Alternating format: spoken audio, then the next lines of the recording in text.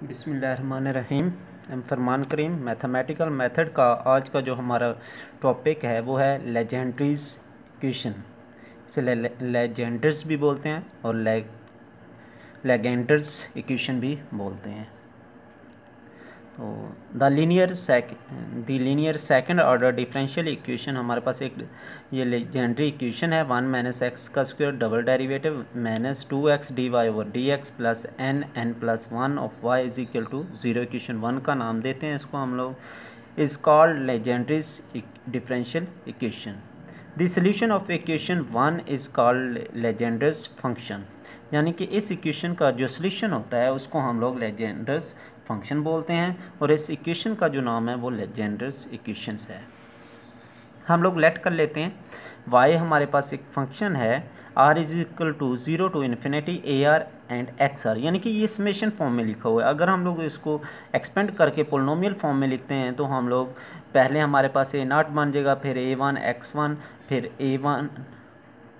A2 x का square plus इस तरह से हमारे पास एक पोलिनोमियल बन जाएगी, यानी कि r is equal to 0 to infinity put करके। अब हमने करना क्या है, ये हमारे पास y है। अब इस इक्वेशन में हमें y डबल डेरिवेटिव चाहिए, y फर्स्ट डेरिवेटिव चाहिए एंड y चाहिए। ये तीनों वैल्यू हम लोग क्या करेंगे, यहाँ में पुट कर देंगे। अब y तो हमारे पास मौजूद है। अब दूसरी वैल्यू हमारे पास first derivative and second derivative. हम लोग क्या करेंगे, इस y का फर्स्ट डेरिवेटिव लेते हैं। जिस वक्त फर्स्ट डेरिवेटिव लेते हैं AR कांस्टेंट है, x की पावर r-1 पावर रूल लगा के हमारे पास ये वैल्यू आ जाती है। अब यहाँ पे r इज इक्वल टू 0 है। अगर इस कंडीशन में डेरिवेशन के बाद हम लोग r यहाँ पे 0 r is equal to 0 put करते हैं, 0 माइनस 1, तो इसकी पावर क्या आ जाएगी, माइनस में। लेकिन हम लोग माइनस में ये नहीं ले जा सकते, तो इसलिए हम लोग यहाँ पे r is equal to 1 put करेंगे, क्योंकि यहाँ पे अगर r पुट करें तो हमारे पास क्या आ जाएगा, इसकी पावर माइनस आ जाएगी। अब इसी तरह से जब सेकंड डेरिवेटिव लेते हैं, यहाँ पे पावर रूल अप्लाई करते हैं, r is equal to 0 to infinity and so on. यहाँ पे r इज इक्वल टू 0 इसलिए लिखते हैं हम लोग कि अगर x की पावर हम लोग यहाँ पे 0 लिखते हैं, 0 माइनस 2, पावर नेगेटिव हो जाएगी और ये हम लोग इस फॉर्म में से प्रूव नहीं कर सकते। Putting in equation 1। अब ये हमारे पास तीनों वैल्यू आ गई हैं। तीनों वैल्यू हम लोग यहाँ पे इक्वेशन 1 में पुट कर देते हैं। जब पुट करते हैं 1 माइनस एक्स का square and y double derivative की value minus 2x, y derivative की वैल्यू एंड y की वैल्यू। अब 1 माइनस एक्स स्क्वायर है, ये दोनों इससे मल्टीपल हो रहे हैं। पहले हम लोग 1 से मल्टीपल करेंगे, फिर इसको x के स्क्वायर से मल्टीपल करेंगे।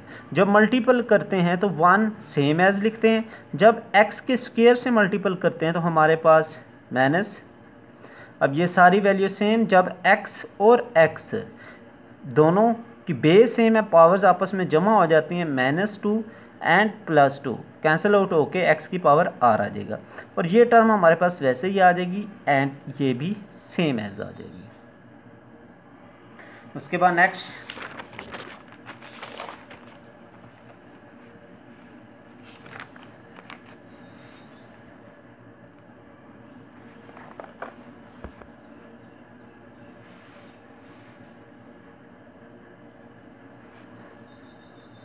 हमारे पास to obtain common power of x in each term, यानी कि एवरी टर्म में से हमने x को कॉमन लेना है।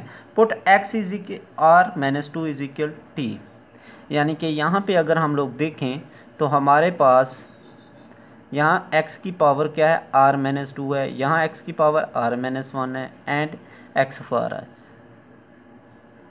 और यहाँ पे r माइनस 2, यहाँ पे भी r हो गया, यहाँ पे भी r हो गया, x की पावर r हो गया।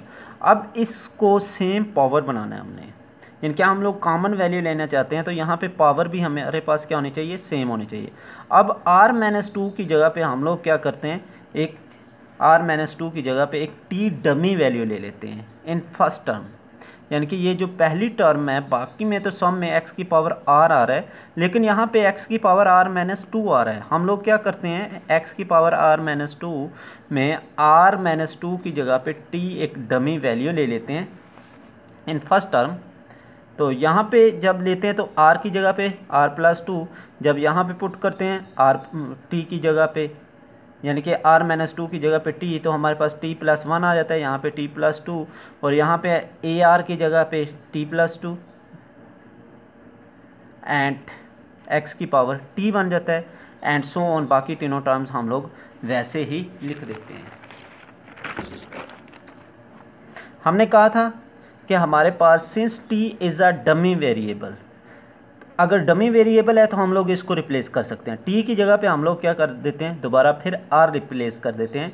तो फिर हमारे पास r+2 r+1 a r+2 x की पावर आर, यानी कि इस वक्त डमी वैल्यू की जगह पे जिस वक्त हमने रिप्लेस किया तो ये सारी वैल्यू x की पावर r की फॉर्म में आ गई।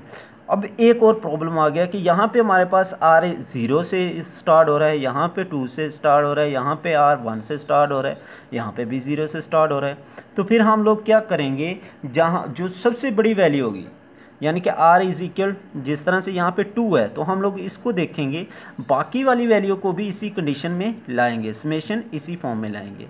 अब यहाँ पे देखें r इज इक्वल 2 है, यानी कि अगर हम लोग 1 की भी value r is equal to 0 put कर देते हैं, जब 0 पुट कर देते हैं 0 2 बन, यहाँ पे r की जगह पे 0 पुट कर देंगे, यहाँ पे भी 0, यहाँ पे 2 रह जाएगा, यहाँ पे 1 2 1 एंड यहाँ पे ये हमारे पास पहली टर्म आ जाएगी जिस वक्त r is equal to 0 put करते हैं। जैसे हम लोग r is equal to 1 put करते हैं तो हमारे पास ये दूसरी टर्म यानी कि 6a3x बन जाती है। और उसके बाद नेक्स्ट हमने 2 पुट करना होता है तो हम लोग ये 2 वैसे ही लिख देते हैं क्योंकि हमें 2 तक वैल्यू चाहिए होती है। अब ये दूसरी वैल्यू पहले ही 2 की फॉर्म में हम लोग वैसे ही छोड़ देते हैं। अब ये जो टर्म है ये भी हमारे पास क्या है, r इज इक्वल टू 1 की फॉर्म में है। r इज इक्वल टू 1 की फॉर्म में तो हम लोग क्या करेंगे, इसको 2 की फॉर्म में लेंगे, यानी कि r इज इक्वल टू 1 की जगह पे इसकी वैल्यू पुट करेंगे। अब इस सारी टर्म में 1 पुट करते हैं तो हमारे पास ये वैल्यू आ जाती है -2a1x। और नेक्स्ट ये जब 1 पुट हो जाएगा तो नेक्स्ट क्या होगा, r इज इक्वल 2 पुट करेंगे, r इज इक्वल 2 वाली टर्म हम लोग वैसे ही लिख देते हैं। एंड सो यहाँ पे जब पहुँचते हैं हम लोग r इज इक्वल 0 से स्टार्ट हो रहा है, 0 पुट करेंगे, ये टर्म बन जाएगी, फिर हम लोग r1 पुट करेंगे नेक्स्ट एंड सो ऑन, ये हमारे पास इसकी वैल्यू बन जाएगी। अब नेक्स्ट हम लोग क्या करेंगे, इस सारी इक्वेशन में से कोफिशिएंट्स को कंपेयर करेंगे जैसा कि हम लोग पार्शियल फ्रैक्शन में करते हैं। अब ये पहले सारे कांस्टेंट हैं, यानी कि कांस्टेंट हमारे पास n+1 a0, यानी कि हमारे पास जो कांस्टेंट हैं वो सारे के सारे हमने यहाँ पे लिखे हुए हैं +2 a2 एंड फिर हमने x वाली वैल्यू सारी यहाँ से निकाल के वो वाली वैल्यू लिखी है। फिर हमने ar+2 x की पावर r वाली वैल्यू एंड सो ऑन, इसी तरह से ar और x की पावर r वाली वैल्यू सारी हमने यहाँ पे राइट कर दी है। अब उसके बाद हमने इनकी सिंप्लीफिकेशन की है, ये वैसे आ गया एंड यहाँ पे हमारे पास इन दोनों टर्म्स में a1 कॉमन आ रहा है, a1 को कॉमन ले लिया हमने, ये टर्म वैसे x की फॉर्म में लिखती है एंड सो ऑन, नेक्स्ट भी हमने सेम लिख दिया। अब वो कहता है equating constant terms coefficient of x and coefficient of x की power r is equal to 0, यानी कि इसकी राइट हैंड साइड पे हमारे पास 0 है। जिस वक्त हम लोग कंपेयर करते हैं, पहली टर्म को कंपेयर करें ये भी 0 के इक्वल, दूसरी को कंपेयर करें ये भी 0 के इक्वल, क्योंकि राइट हैंड साइड पे 0 है, ये इसको कंपेयर करें ये भी 0 एंड सो ऑन, ये भी हमारे पास क्या हो जाएगी, 0 हो जाएगी। n+1 पहले को कंपेयर किया 0 एंड दूसरी को कंपेयर किया एंड सो ऑन, जब इसको हम लोग कंपेयर करते हैं ये भी हमारे पास 0 आ जाती है। अब यहाँ से हमने इक्वेशन बनानी है, इस सारी वैल्यू को दूसरी साइड पे ले जाते हैं, माइनस हो जाएगा, और जब ये ar+2 ये इससे मल्टीपल हो रहा है r2 एंड r1, इसको दूसरी साइड पे लेके जाएंगे तो ये डिवाइड हो जाएगा, यानी कि ये हमारे पास एक फार्मूलेशन बन गई है a1 a2 और a3 की वैल्यू फाइंड करने के लिए। अब यहाँ पे हमारे पास n का square plus n minus r का स्क्वायर माइनस r, इसकी हम लोग फैक्टराइजेशन करते हैं, n का स्क्वायर n माइनस r का स्क्वायर r। अब n का स्क्वायर माइनस r का स्क्वायर अलहदा कर लिया, n माइनस r अलहदा कर लिया, इस यहाँ पे हमने a का स्क्वायर माइनस b का स्क्वायर फार्मूला अप्लाई करके ये वैल्यू बन गई हमारे पास। इसकी जगह पे हमने ये राइट कर दिया, नीचे वैसे ही लिख दिया और ये हमारे पास ar आ गया। अब हमने r की जगह पे पहले 0 पुट करेंगे, फिर 1 एंड 2, जिस वक्त हम लोग 0 पुट करते हैं तो हमारे पास ये वैल्यू बन जाती है 2 फैक्टोरियल आ जाएगा। R1 पुट करेंगे तो हमारे पास ये वैल्यू आ जाएगी, R2 पुट करेंगे तो हमारे पास ये वैल्यू आ जाएगी। अब A2 तो हमारे पास पहले से मौजूद है, अब A2 की जगह पे हम लोग ये A2 की वैल्यू पुट करके A4 की हमारे पास ये वाली वैल्यू आ जाएगी। इस तरह से हम R3 पुट करेंगे तो ये हमारे पास A5 की वैल्यू आ जाएगी, A3 की जगह पे हमने उसकी वैल्यू पुट की है। अब नेक्स्ट भी हम लोग फाइंड कर सकते हैं, लेकिन मैं जस्ट A5 तक ही फाइंड करूँगा। अब next substituting y is equal to, यानी कि मैंने इसको पोलिनोमियल को समेशन फॉर्म में थी इसको एक्सपेंड कर दिया। अब इसकी जगह पे A0 की जगह पे A0 की वैल्यू हम लोग पुट करेंगे, A1 की जगह पे A2 A3 and A4। A0 वैसे A1 हमारे पास था ही नहीं, हमने वैसे लिख दिया। A2 की जगह पे हमने उसकी वैल्यू पुट कर दी एंड एक्स का स्क्वायर, इसी तरह से A3 की जगह पे एंड नेक्स्ट हमारे पास A4 एंड A5 की जगह पे हमने सारी वैल्यू राइट कर दी है।